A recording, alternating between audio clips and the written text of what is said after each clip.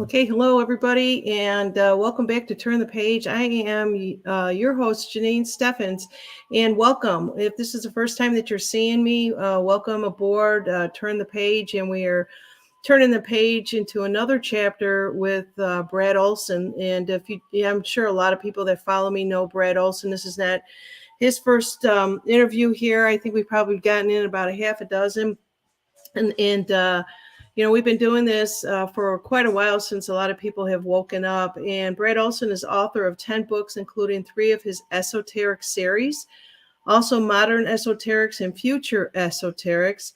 And I actually have his book here with me, and I'm very grateful and fortunate that I do have it. And he did personally sign it for me. It's interesting. I never really paid attention to what is on the front there. Maybe we'll talk a couple seconds about that. But let's see here. Where was I? He's an award-winning author, book publisher, and an event producer.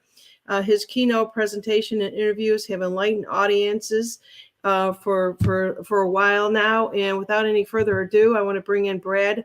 Hello to everybody out there in the community. If we happen to have any time to take a couple of questions, we will. But today's topic is actually going to be about Antarctica and Atlantis. And let me just bring in Brad. Hello, Brad. Hey, Janine, good to see you again.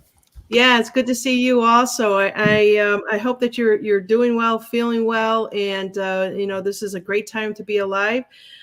It really is. It's we are all witnessing something that I think that if you believe in reincarnation, we've all been through trials and tribulations in the past, and we've come back now to get justice due to each and every one of us.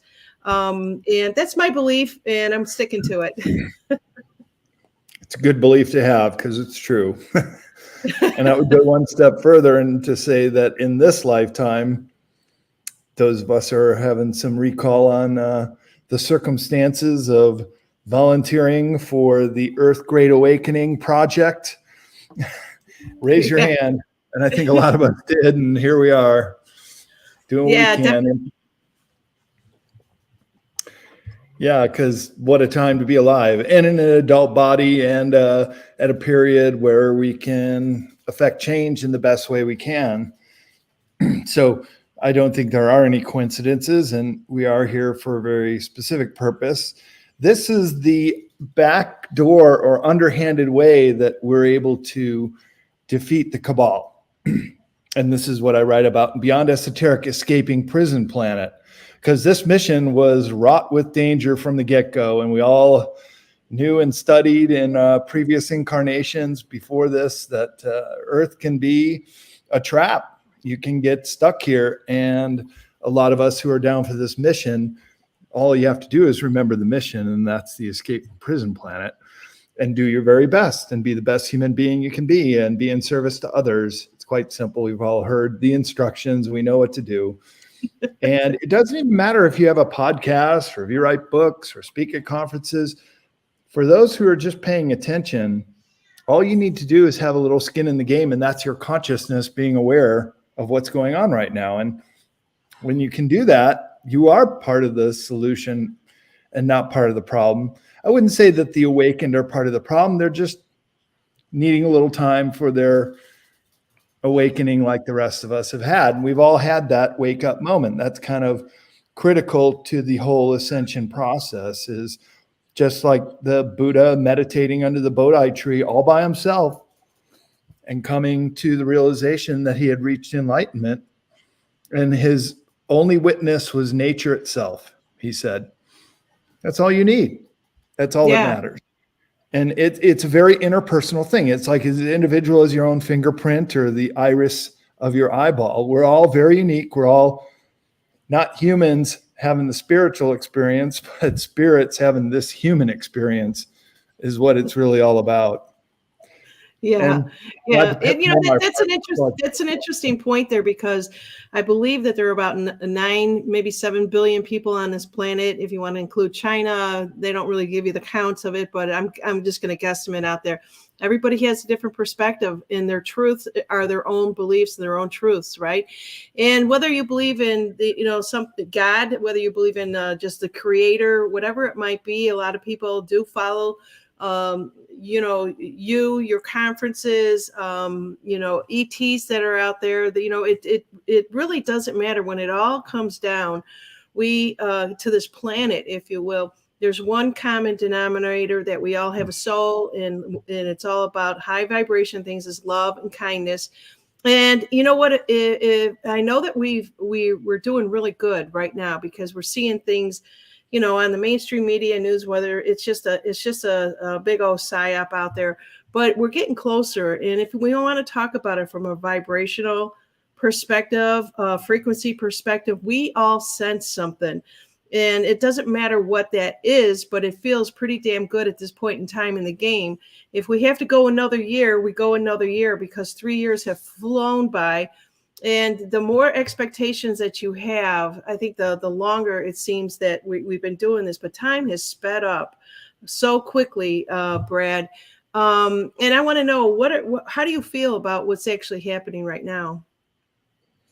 yeah, it is speeding up, and time is a very relative term. And I just hope everybody in the audience realizes you're not the age they give you. You're not an old person. You're not rapidly declining.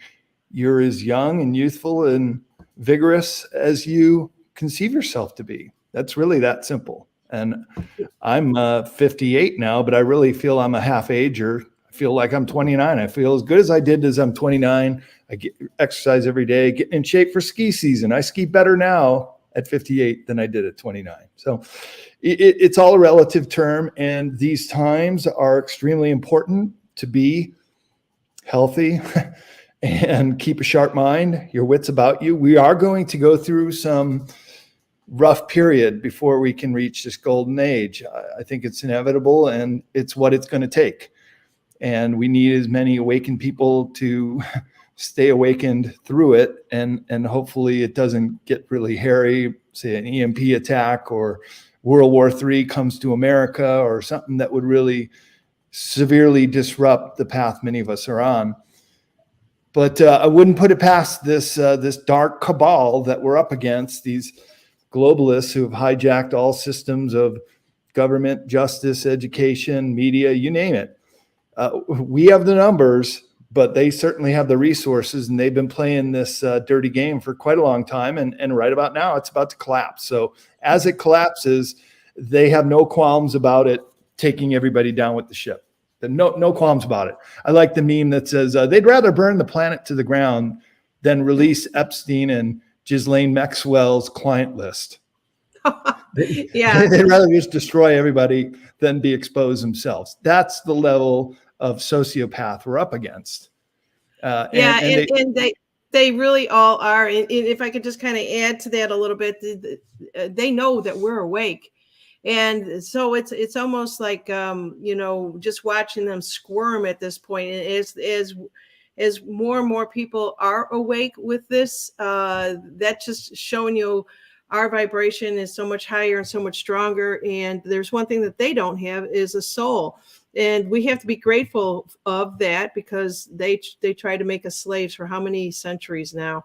And we're not buying into any of the bullshit that they're selling. And it's quite obvious that when you turn on the TV and they're basically saying that Biden needs to step down at this point in time, they're just doing a sleight of hand to get somebody else in there. It's just a big shit show from the beginning. But from a spiritual perspective, that tells me we're just putting another notch in our vibration, and we're raising it. Yeah. And as you raise that vibration, you don't usually step down the ladder, so to speak. You get to keep your gains.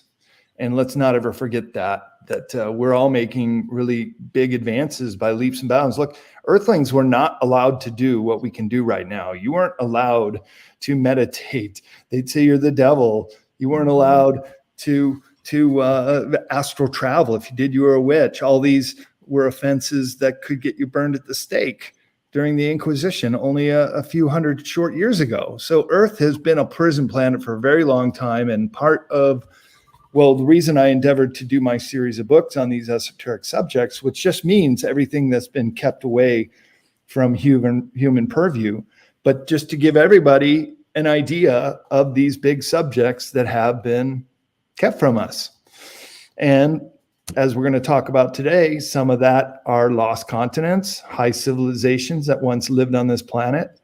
And as a world explorer, I just went down to South America 5 years ago and then hopped on a sailboat to Antarctica, one of the very few researchers that I know in this field that's ever done that, purposefully to check out a lot of the mysteries down there. And some things I found out that I didn't expect, and other things I didn't find out anything about. So that's the experience of going there. And that's why my career as a writer started as travel books. And I still encourage people, given the opportunity, to try to go overseas for a period of time. It will really change your perspective in life, especially if you go to a poor country. Then you really see what is important in life and what really is frivolous and not important. And let's just say in America, we seem to have gotten that backwards. So travel is a wonderful experience, and but also fraught with danger. And sailing down to Antarctica was the hardest trip of my life. I've been to all 7 continents now, but that one kicked my butt. I'll admit it. Seasick for 5 days. You try that. I did lose about 25 pounds. I mean, if you want to go on the crash diet, that's a good thing, but it was cool to go. I wouldn't change a thing. And I'm even in talks with some production and investment people about financing a film shoot down there. And I did just finish a 8-part series with Billy Carson's Forbidden Knowledge TV that you can watch all 8 episodes of Secrets of Antarctica, which are on now. And that's all the best information and images and videos that I took down there into an 8-part series, which was such great material that I'm now parlaying it into my 11th book, which will be called Esoteric Antarctica. And I'm getting a good start on it and hope to have that finished in 2025. All right. I'm going to be ready for that one. I want it signed, sealed, and delivered from you personally. So I'll be one of the first ones to jump on that one, along with my community and your community. So, yeah, this is so exciting. So I think the last time I had Carrie Cassidy on, she happened to mention, and you are also talking about Antarctica and Atlantis. Now, I would have never put 2 and 2 together. There are people out there that I have had on my channel that have mentioned Antarctica, that it's the forbidden place, if you will, for boating, and they don't want us to know about it. And apparently, it's their secret, if you will. What is in Antarctica that we are not allowed to go to see? Well, that was not the case when I went down there. We had a 26-day trip, 15 full days in Antarctica along the Palmer Peninsula. And there was nowhere we couldn't go, let's put it that way, because nobody was tracking us. And we did have to punch out from Argentina before we sailed. And we also had to go submit our itinerary, where pretty good idea we thought we were going to go to the Argentinian Navy. And during the course of the entire trip, we saw one kind of looked more like a Coast Guard ship than any kind of military ship. And military is not allowed down there per the Antarctica Treaty. The entire continent is meant to be a wilderness preserve and owned by no individual countries.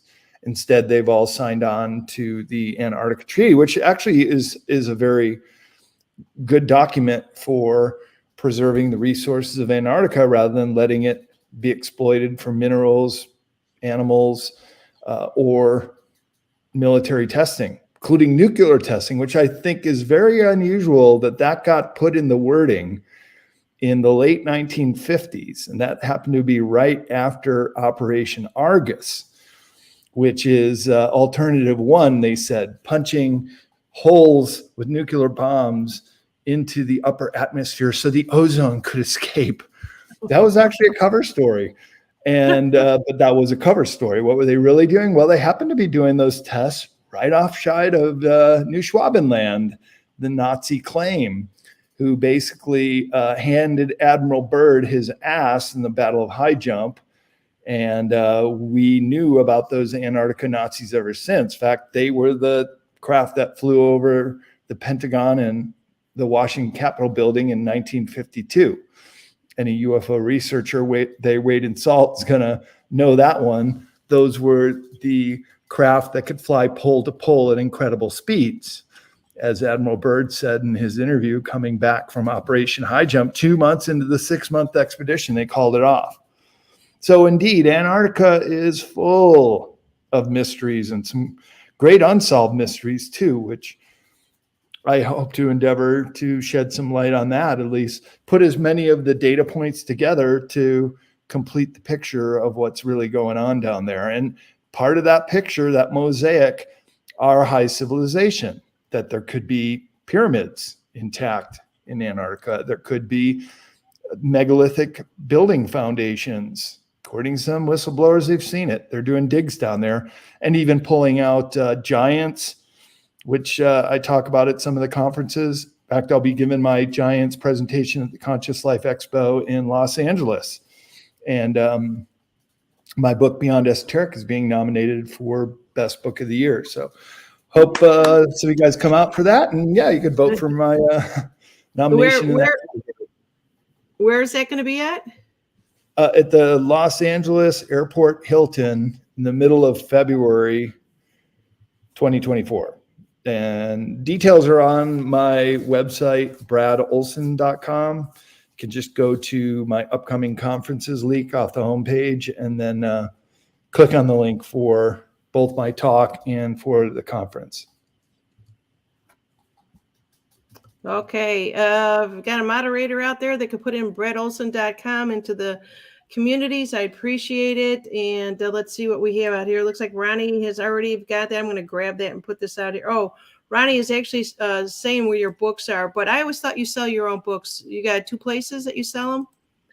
Well, both. I have cccpublishing.com. That book sales go through my website. And if they're my copies, my books, I can sign them for people. But I publish other authors as well. And we have Laura Eisenhower coming out early next year in her new and first book in a series called Awakening the Truth Frequency. And that's fantastic. A great book. I look forward to it. Yeah, it is. Cool. Yeah, it is. I've got her coming on the show next week. And, you know, she has got a brilliant mind. I just adore her with all the information that she has. And she's not just focused in one particular area, but I can't wait till we interview her. And maybe we'll talk a little bit about that if she doesn't shy away from it. Because you said, what, the beginning of next year? Yeah. We're just finishing it up right now. Just a review copy to check one last read over for typos or any kind of errors we want to change. And then a few blurbs that we're going to add from other authors and people in the conference circuit. And then it's ready for prime time and it goes off to the printer about first of the year. That's great. Will she be able to sign the books also? Yeah, she'll be able to have copies and sign and send them out herself too. All right. That sounds fantastic. Thanks for letting us know about that. And there's one question that somebody is wanting to know, and I know it's going to kind of go off a little bit course, but you can always bring me back. They want to know about the Grand Canyon. That could be something we can hold off to, but you know, why are people asking about the Grand Canyon at this time, Brad? Yeah, I had the great opportunity of doing a 21-day trip down the Grand Canyon in 2004. And every time I'm heading from Nevada to Arizona for conference, I try to route my way through another part and check it out, because it is another one of those areas that's really hard to get to, but it's also chock full of mystery. And perhaps the mystery that most people are trying to solve is if there were some very ancient artifacts that were stowed away in a cave in the middle part of the Grand Canyon. I've been able to locate where it is. It's called the Crystal Creek. and it's up. Should have been visible from the Grand Canyon, but when I went down, I could not see the cave entrance. I think it's been caved in and hidden, but it was up on the cliff face right there, because the second party to go down the Colorado River after John Wesley Powell, who most certainly would have seen it and reported to the next crew, which was the Kincaid expedition. And they, in fact, built a makeshift ladder and got up into it and said they saw fantastic artifacts, not necessarily Egyptian. That's what a lot of people think. But if you read the article from the Arizona Gazette from, I think it's 1913, it'll say that there was a Buddha-like with a lotus flower pedestal and other Far Eastern and very ancient artifacts. The confusion with Egypt comes with mummified bodies, but there are mummified bodies elsewhere outside of Egypt. So that's not really a tell that it was Egypt that was there. When I was doing my interview with Michael Sala on the Grand Canyon, right after his contact JP had gained access down into those caves and confirmed that many of these artifacts are still there, I looked into it more, and that cave system's quite expansive. They've dropped smoke bombs into the caves on the north side of the Colorado River there, and those smoke bombs will come out 30, 40 miles away in Kanab, Utah. Wow. So they're quite extensive. There are many layers to them, and they pop out in different places, and JP was gained access into it. So then Michael Sala knew that I went down, 21-day trip, had me on to give a little explanation of the canyon, but also pointing out that there is a vein of gold right there in the Grand Canyon with a very lucrative mining operation before it became the second national park in the country, which effectively shut down the gold mining operation. But then it also preserved this part of Crystal Canyon where the caves were. And in fact, that's a no-go zone. You're not allowed into that portion of the Grand Canyon. It's interesting that it has all these names like Isis Needle and Osiris Butte and Horus Mesa and names like that. I'm paraphrasing a few, but just look on the map and you'll see all these Near Eastern names. Zoroaster has a name in there too. And that's where these caves would come out, and especially the one that was near the Colorado River that both, I think the Wesley Powell expedition had to have seen and reported to Kincaid, because they made a very determined effort to get up in there. Then later on, it was reported that Kincaid's expedition ended in Yuma, Arizona, almost to the Mexican border.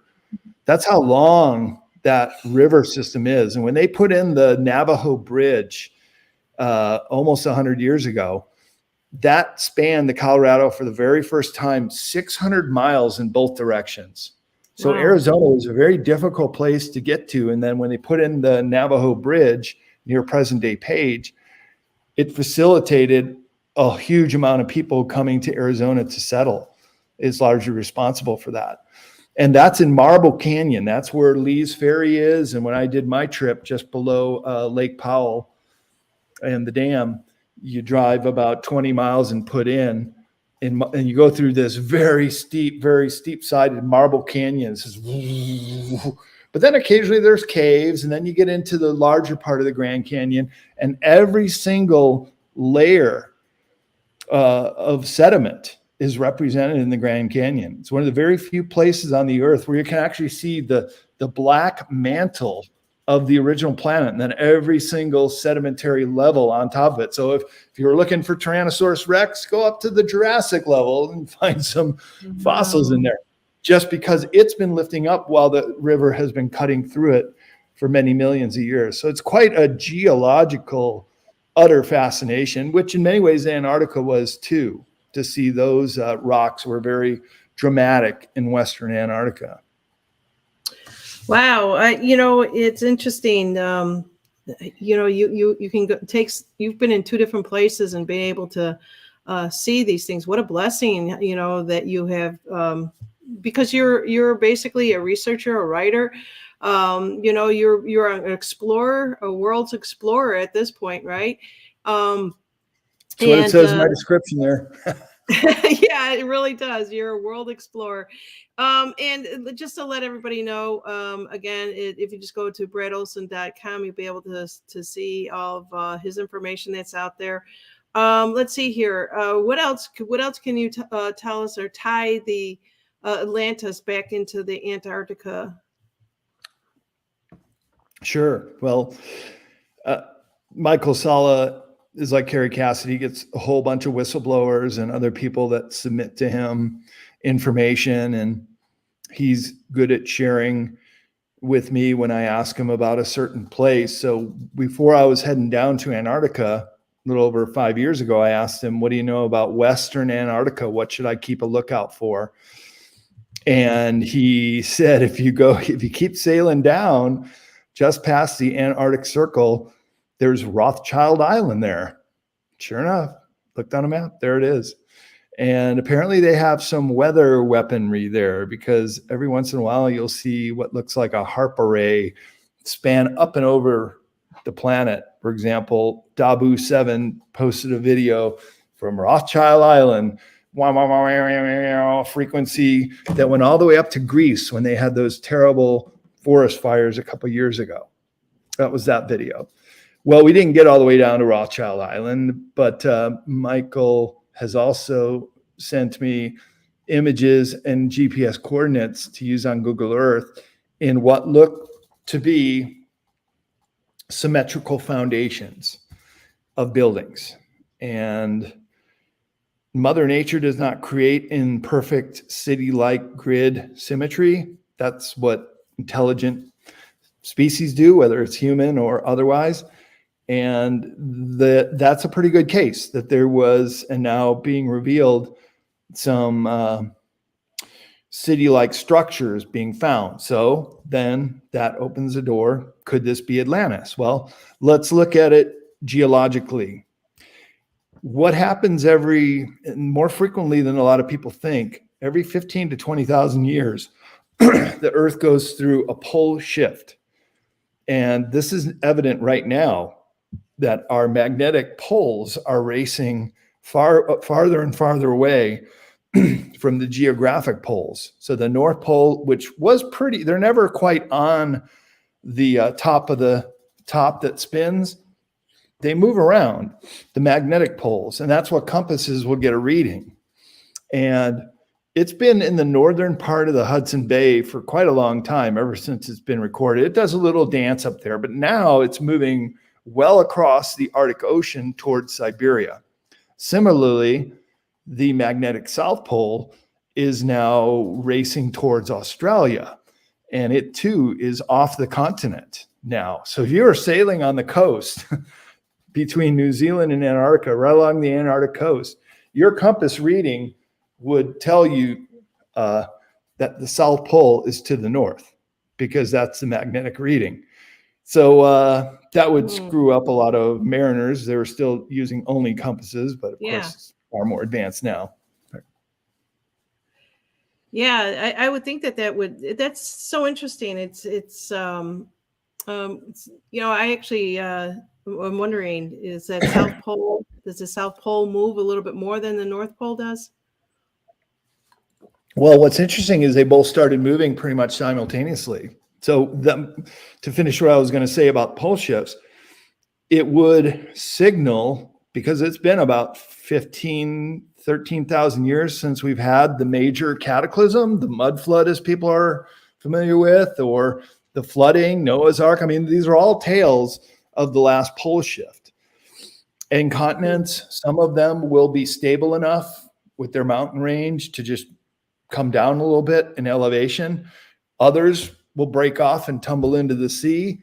Well, that would put pressure on other plates to rise up. So you have a complete changing of the geology and geography of the entire planet. And so during the last pole shift, we were told that Atlantis, according to Plato, and he got his information from Solon, who got his information from the ancient Egyptians, who are the carryover race of the Osirian Empire of Atlantis. So they had a memory and written record of where Atlantis was. And Plato wrote in his famous books, the location of Atlantis was beyond the Pillars of Hercules, which is regarded as the very edge of the Mediterranean Sea, where it empties into the Atlantic, where Gibraltar is on the Spain side, and you can see the Atlas Mountains in Morocco. So those are the Pillars of Hercules, and Atlantis was at a location just outside of that. Interestingly, in my talk about underwater archaeology, I show a pyramid that's just discovered about 5 years ago by a fisherman. Perfect four-sided pyramid with a flat top. And again, Mother Nature doesn't create in perfect symmetry, especially pyramid or megalithic block formations over and over and over again. So there could be several locations of Atlantis, but let's look at what a pole shift does. It moves continents. We all know in Pangea, all the continents were connected. That's where North and South America and Africa look like they're a perfect fit. And then Antarctica came right up into the Indian Ocean, surrounded by Australia on one side, Asia on the top, and then Africa, Madagascar on the other side. And then Antarctica pulled off and it went underneath, and those other continents found an equilibrium. That's what's important to understand. All the continents have to have a certain kind of equilibrium, North Hemisphere and Southern Hemisphere. That's why the Greeks, the ancient Greeks, surmised there must be a southern continent down at the South Pole. They knew that, even though they had never seen it, presumably. Maybe they did. And they named it after the constellation in the Northern Hemisphere called Arctos. They named the opposite Anti-Arctos. Antarctica became the name based on the ancient Greeks. So they knew it was down there. And these stories that came out of ancient Egypt and among the philosophers of ancient Greece spoke of this high civilization that sank to the bottom of the ocean. Now, it's pretty clear that Atlantis wasn't just one location and that sank, but had been an empire. It had been many outposts, including large cities that extended all the way to our Caribbean Sea and what is today the Bahamas. And even Edgar Cayce said that in the 1930s, he said that evidence of Atlantis would be found in Bimini. And sure enough, in 1968, 30 years later, divers discovered the Bimini Roads. And it is a J-shaped, megalithic, what looks like a pier, but it's about 150 feet below the sea level. So it's obviously sunken. That would match the description. But let's get to how it could be possibly even be Antarctica. Well, when you have these continents that are breaking off and moving in places, and India, by the way, had once been connected to Madagascar and Africa, went flying up, and still the Himalayas are the only mountain range that continue to grow, while all other mountains around the world are reducing from erosion. So Antarctica moved down to its present position, but the west part of Antarctica, where I happen to have gone, is very new. It's only 700 million years old, whereas the East Antarctica, the old Pangea plate, is over 3 billion years old.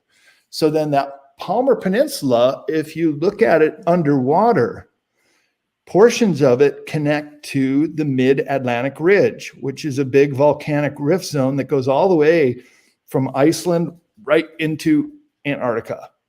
And this portion of West Antarctica could easily have been an island in the Atlantic that came down through the mid-Atlantic Ridge and then moved to its present location once this equilibrium of this pole shift event had settled down. And so there is a possibility that this portion of Western Antarctica came from the North Atlantic. I'd say this definitely deserves more research. And if there could be some fossil record or anything in the rock that could date it, that'd be a game changer. And then, of course, if we can have really good, clear video and footage of any kind of megalithic or architecture that's down there. So I know exactly where the big pyramid is in the Ellsworth range. And I'd love to go there and even climb it, even if it is a nunatak, which is just an attractive mountain sticking through the ice. But I talked to a tour company that flies over it and said it's not a man-made or alien-made pyramid, but he said it's what's known as this nunatak. I think it's an Eskimo word. And I said, well, did you ever land there? Did you ever go take a sample or climb it? Nah, we just fly over it. We just call it a nunatak. So I think the jury's out on that one too. And that could very well be a remnant of Atlantis. And if you've seen the pictures of it, it's very symmetrical, four-sided, just like the Bosnian pyramid in Europe, the largest pyramid in Europe that was discovered by Dr. Sam Osmanovic. And I've come to know him through all the conferences, and he's a great guy and keeps inviting me to come there. And the thing with the Bosnian pyramid, how do you fake this, right? There's a whole series of tunnels carved directly underneath the Pyramid of the Sun. And it turns out that those pyramids in the bottom chambers, same with the Great Pyramid, are emitters of energy. You could just take a little pyramid, do an experiment with the right kind of lenses and detectors. You'll see that any pyramid shape creates energy flow through the top. So you put it on a grand scale, and then you're talking about technology that we still don't understand. That maybe these were initiation chambers when combined with monatomic gold, which was found in the Great Pyramid in trace amounts by the great archaeologist, I think his name was Robert Weiss, in the 1870s. And he had the wherewithal to collect it, put it in a container, send it back to the British Museum. And then some years later, somebody tested it and found it was the residue of monatomic gold right there at the king's chamber at the sarcophagus, which I also laid down in before they had cameras saying, get out of the sarcophagus. I didn't excrete any monatomic gold. I wasn't taking any at the time, but I write about it in my book, Beyond Esoteric, in Exotic Metals chapter. And if you've never heard about it, you'll find it very interesting that this might be a mineral that the ancients were using and we could still use today to reach these higher states of consciousness or enlightenment. This is all good information. Just so if and I'm going to show your book one more time. Oops, I don't want to do that. I want to present this. If anybody, I see people are jumping in here now. A lot of them probably did not get the notification, but they are here now. It's Beyond Esoteric. And how many pages is this book here? I believe it was like 500. 432, yeah. Let's say it's up there. It's yeah. book 3 in the series. So all 3 of the books have over 400 pages. So it's really over 1,200 pages of original content because I don't repeat my material. And that's right. All that is hidden will be revealed. This is the Great Awakening. And the more you know, the more, knowledge is power. It really is. Yeah. And I've been saying this all along. Our own self-empowerment is knowing a lot. We can observe it. We don't have to absorb all the crap that's going on out there, especially the political stuff. And people are, they're paying attention to a lot of different things. And whatever it is that you resonate with will come to you, or you'll find it. And that is what is made specifically or given to you specifically for whatever it is that, your reason for being here. We don't need to wake up anybody. I think that we're well past that, thinking about, everything that has happened in the last 3 years. But, this is interesting that I do want to make one statement, Brad, that most of the people that are in my chat, my community here, all they want to know is the truth. Do you think that we are finally going to get around to understand? We're seeing what has been hidden, is your statement here says in the back of your book. Do you think that, let's just say in the next 20 years, that we will definitely know the truth about a lot of different things? Well, yeah, we're already learning about things we should know. I see it right here in the back. They don't want us to know this stuff. They don't want an awakened mass. In one of my other esoteric books, I think it was in Future Esoteric, in the media manipulation chapter, I have a quote by John D. Rockefeller, who donated all these millions of dollars to high schools and college to get them on this Prussian style of learning through rote memory. And he famously said, here's a guy who's putting all this money into educational endowments. And his quote was, I don't need a nation of thinkers. I need a nation of workers. So school has just been one big indoctrination into what they want you to think is reality. But the reality of reality is quite different. Yeah, let me just kind of show your webpage here while you take a sip of water there. Wow, I keep grabbing the wrong thing here. Bear with me 1 second. I want people to find your information out there. And so this is bradolsen.com. Easy page to find there. I just want to kind of go through a few things. Esoteric Series, How Weird Street Fair, CCC Publishing, and then, of course, some information on Brad.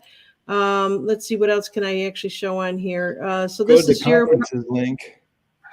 Yeah, okay. that's our latest catalog, but you go to the conferences link and then go down to Conscious Life Expo, a couple down. But yeah, these are the ones that have already been booked for. Yep, and that's the link to come to the my Giants talk. Yeah. Giants of prehistory around the world. You'll be amazed how this is one of those esoteric subjects that's just been totally covered up and denied by the authorities, and putting the evidence of the giants, just dumping it into the Atlantic Ocean. That's what's known as Smithsonian Gate, our own cover up for suppressed human origins. And it's just another one of those things people should understand and know, that everything is much, much older than we've ever been taught on this earth. And there were other races that lived here. That's not going over very well with these stodgy historians who even told Netflix to take Graham Hancock's book, Ancient Apocalypse, his new series on Netflix. They protested, take it off, because this isn't, how could this be that the world is not as old as Mesopotamia? That's where it all started. No. I can disprove that too. It's very, very old. And Graham Hancock's famous saying is, everything gets dated older and older and older. And now we're looking at million-year-old relics in some cases. In my underwater archaeology, which I hope to debut at Contact in the Desert, would be a whole series, 90-minute talk around the world of underwater megalithic and cities, as well as other artifacts that could only have been deposited when the ocean levels were lower. How do you build megalithic roads like the Bimini roads, or how do you carve out Yonaguni in the Pacific Ocean, and so many other credible relics with underwater features, some of them above ground and below water, such as Nan Madol in Micronesia, really famous location. One of the few episodes of Ancient Aliens I was on, I was talking about using auditive levitation as the method to move these giant basalt, kind of Lincoln log like stones, to build this city of islands on Ponape Island in Micronesia. And it also has underwater features. There's underwater pillars. There are channels that go from above to below, and even some of these basalt pillars from other structures can be found there. So really fascinating account of archaeology in this planet. And again, could only be much, much older than the 12,000 years that they say since Sumeria and Egypt came on the scene. Both of those civilizations were really just continuations of other high civilizations. the Egyptians, as I mentioned, the Assyrian Empire, the survivors started the Pyramid Age. And look, how is it that the best preserved and the best built and the most complex pyramids in Egypt happen to be the oldest? And then all the other ones after that are inferior, and some of them just crumbling to the ground. I rode a horse from Giza in Egypt down to Saqqara, the Step Pyramid, which historians say that's older than the Great Pyramid, but it's in a much poorer state. Great Pyramid, had it not been vandalized and used for ready-made quarry for the growing city of Cairo, would have been gleaming in the sun. And it's the only ancient wonder of the world that still stands. And far more questions than answers when it comes to that. Of course, in Egypt, like all these other old civilizations, are remnants of giants. And there was a story that came out of one of the oases in the Sahara Desert in Egypt about 20 years ago of a guy who had a finger bone, over a foot long. They hold it up next to a note of Egyptian currency, and the finger is much bigger than a bill. And they've looked at it. It's got tendons, muscles, bones, everything in there, and the fingernail. So yeah, giants were there too, and that's another one that's been covered up so incredibly. Hey, Brad, I actually asked this question to you probably a couple of times when you've been on the show. You talk about the Egypt and the Passion. If you ever decide to take a tour and take people with you, I would definitely choose you to go along with that. I don't know about Antarctica. For me, it just that sounds brutal. It sounds you've really got to be in shape for something like that. But the Egypt one, there's people out here that are basically making comments out here, like from Dragonfly is saying, Janine, we need a field trip. We definitely need to. Brad, I know that the times are changing, and we're a lot smarter. They're not dumbing us down anymore. We're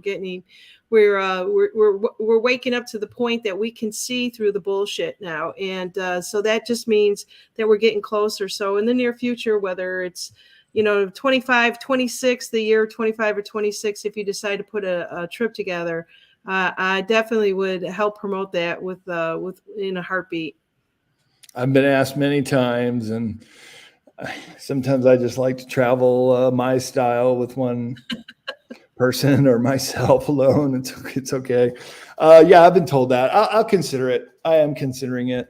I just don't want it to be a whole trip of searching for lost luggage and helping the elders on and off the bus. I would probably want to make it more of an adventure trip. So yeah, people are into that. Yeah, definitely. okay, all right. Maybe I'll kick that idea around. I'm just so darn busy now with so many interviews I do every week, and then all the conferences I travel to, that and trying to get all these books done. And I also produce a big street fair event in San Francisco we just did last month called How Weird Street Fair. So it just keeps, time speeds up, like you said in the top of the show. Where does the time go? It is just flying. It seems like I don't have enough time, and then on my downtime, I'm using it more for trying to get in tune with myself. There's just there's with the energies that are actually happening. I can kind of sense sometimes the negativity stuff that may be out there that I don't want part of me. I think that we're all working on ourselves, and it's exactly what we should be doing.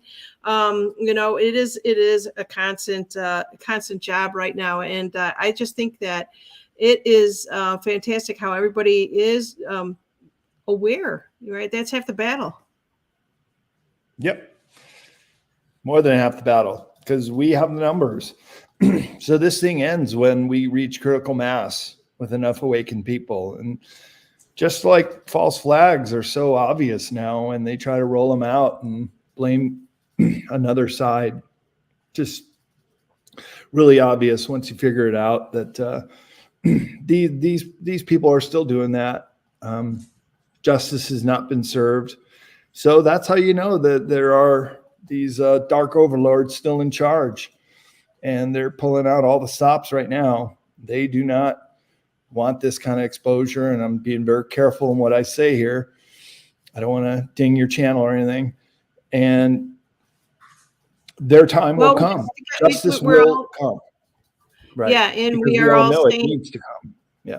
Yes, stay in the light as much as we can to be the light. We're all beacons of light, and no matter where you are located in this world, because you're awake, you don't understand how you are helping the vibration. Helping everybody, helping your brothers and sisters, and this is exactly what they want. Now, I actually happened to catch an interview that you did with Patriot Underground. You two guys together are fantastic. I just love your energy together. And you happen to bring up a word that was kind of like along the lines, if I can remember it, I'm probably going to mispronounce it, but it was something up against the guards or eagle guards. It's like when you're brainwashed, and then, they're basically basically using something against us. But now I think that has broken down. Do you know what I'm referring to? Egregore. Yeah, the Egregore. egregore. Yeah. I'm glad you brought that up because I opened the show with that. Basically, the COVID is an acronym, and the 1 and the 9 using gematria match up to AI. COVID is certification of VAXX identification run by AI. And how this becomes an egregore, which is basically a thought form that we all pay into, so to speak, just by saying the word, by thinking about it. And who could avoid COVID-19 when it came out? You'd say, oh, I was just at work today and I was talking to Brenda by the water cooler. Did you know that Carol came down with COVID-19? Oh, really? I hope COVID-19 doesn't spread through our office. Yeah, because so many people are catching COVID-19. So it's building an egregore for something that has an opposite meaning. And in occultic terms, that's called an inversion. They love to do these little tricks on us all the time. You see, because we live on a free will planet, and they do have to announce when they're doing something to the greater masses of people. And creating an egregore is the best way, because then we construct the prison in which we live. That's escaping the prison planet, is when you know that you don't comply anymore. You don't engage with those systems which are utterly corrupt and attempting to make us create our own enslavement, go along with it. See, when we go along with it, we're basically consenting to that plan. And so no more talk of that word, right? And a lot of other words too, though. Oh, many words. This is just an example that I think a lot of people can see how an egregore gets created and has this double meaning. So every time you're saying it, you're basically reinforcing the idea that we all need this passport to show our status. And I'm not buying it. I'm not having it. And nor should anybody else. It's absolute tyranny. It's the new form of fascism, which I start out beyond esoteric, is a whole section on that, because people absolutely have to understand they are tightening the screws. This is the moment they're going to try to pull this world government. And we just have to have the wits about us to say no, but also to be prepared and be ready for what might be coming, because there could be some rough ride. I think 2024 is going to be a year for the history books. If we haven't already seen enough history in the making, 2024 could be the final push, because now they've, the mother weffers, I call them, out of Geneva, Switzerland, these globalists, they've just pushed the agenda to 2025 because they know we're waking up too damn fast, and they need full implementation in 18 months. So we are going to see acceleration on both sides, because the white hats are also resisting, and there are arrests behind the scenes and a lot of other stuff going on. We could have done a whole show on that. And it's a great time to be alive too, but don't let this stuff get you down. It's intense. A lot of it is just pantomime. It's just show. It's scripted, like a lot of these false flags.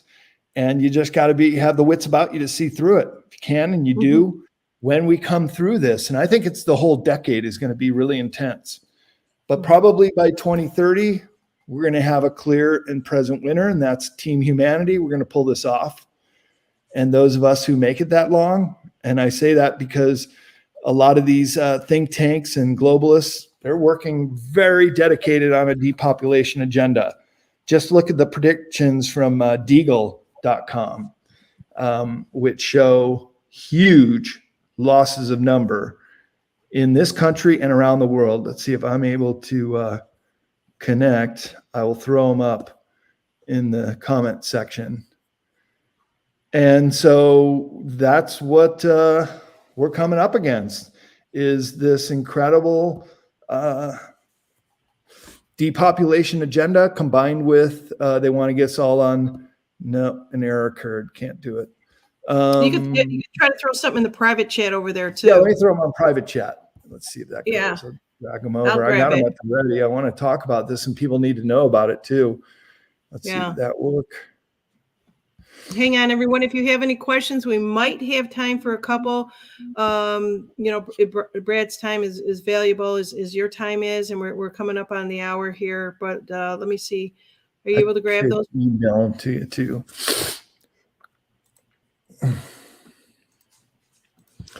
And maybe if you want to just throw them in to the chat. But I'm going to email you on the one you sent me to Deagle depopulation figures forecast by country, and the Western countries basically are decimated. So you should have those on Turn the Pages email that you sent me today. If you could throw them up in the comment section, I think people really need to see this. So these things are make sure that it gets out on Rumble too. After the show's over with, right on my comment page there. Yeah. Okay. Because these things are pre-planned many, many years out. This is no accident that it's coming down this pipeline. Little changes can occur. See, you mentioned the cover of my book, Beyond Esoteric. I'll explain that to you. That is the yellow cube, as myself and my designer envisioned it. Oh, let me put it out. And basically it is a way, it's alien technology that was demonstrated in front of the generals in 1964 who wanted technology in exchange for letting them do abductions and cattle mutilations and keeping their secrecy to do that. So they demonstrated the yellow cube, and they were all God-fearing Christians at the time. They asked the generals, what period in history do you want to see? And they said, well, we'd like to see the Passion Play, the final hours of Jesus Christ's life, and queued it up like a holographic generator. And the whole final day of Christ played out for them. Very realistic. Could see the suffering and how painful it was, and the other two people that were crucified. And it apparently was a very real event. So any event throughout history can be pulled up with the yellow cube. And so I put some of mine, I put some of the chapters in the yellow cube, but you can see first we did a pre-Sans Egypt illustration. The middle one was going to be the cover, and then I just had this idea, no, we got to portray the yellow cube, and got my designer all these images which are related to some of the chapters in the book. And then the yellow cube can look at any event in history with absolutely uncritical eyes. If we talk about the next killer app, if we were all able to have the yellow cube app, and we could look at Dealey Plaza, November 22nd, 60-year anniversary is coming right up, JFK assassination, freeze frame where every bullet came from and know who the real assassins were, there would be no more conspiracies at all. But what I wanted to say about future projection, you can also use the yellow cube to look into the future. But the future is nothing but a series of probabilities. So it doesn't always occur that way. Now, the Black Hats have had this yellow cube presumably since 1964. They've been using it to try to game the timeline into a future that would be apocalyptic, basically. But the White Hats also have it now. And there are what are known as the timeline wars that are occurring. And I know we're right at the end of the show here, But maybe we should pick this up the next time and talk more about the yellow cube and time travel, because it's quite fascinating. And that's what we're up against now. We are in the timeline wars that we're seeing play out over the next months and years. It's quite fascinating. If you know what you're looking for, it's the greatest show in the universe. Yeah, definitely. Thank you. Thank you so much. We are coming up on the hour, you guys. We don't have time for any of the questions. There's one up on there. They want to know, what should we call our extraterrestrial friends? And but what we could do a little bit more of this. I would love to do. I've got this thing that I'm doing, is that when I have a guest on, the guest will ask the community questions to see what they know. It's almost like you've been teaching on telling us over and over again the information. Now we want to actually have them answer your questions. So we'll have you back on for something like that, if you don't mind. It'll be a lot of fun. So I do appreciate it. So the one of the books is Beyond Esoteric. You can find other books out there. He will sign them if you go to bradolsen.com. Personally, I have mine. And I do appreciate it. And you guys can get yours also. What is the name of your new book that's coming up? You just mentioned it. Well, it's not released or anything, but its working title is Esoteric Antarctica. But Beyond Esoteric, it's actually CCC Publishing, to go for signed copy, and check out all the other books. We just came out with Michael Jaco's new book, Awakening of a Warrior. That's a super cool book. He's a great guy. And a whole lot of others. But CCC Publishing is a book publishing website with the shopping cart, and Brad Olsen is just more informational website, including my upcoming conferences. Yeah, so everybody is saying thank you, Brad, so much for taking the time out to stop by, Turn the Page, and we appreciate it every time we can get you. I would like to see you more often. Do you have more, besides those two conferences coming up for next year? But we'll try to catch you on the rebound of one of them and book you again real soon. Appreciate you, and take care, and blessings to you, Brad. Thank you, Jeannie. Great talking to you again. And yep, we'll do it again and again and again. All right. Thanks for having me on today. That was great. Yeah, now we turn the page. Good night, everybody.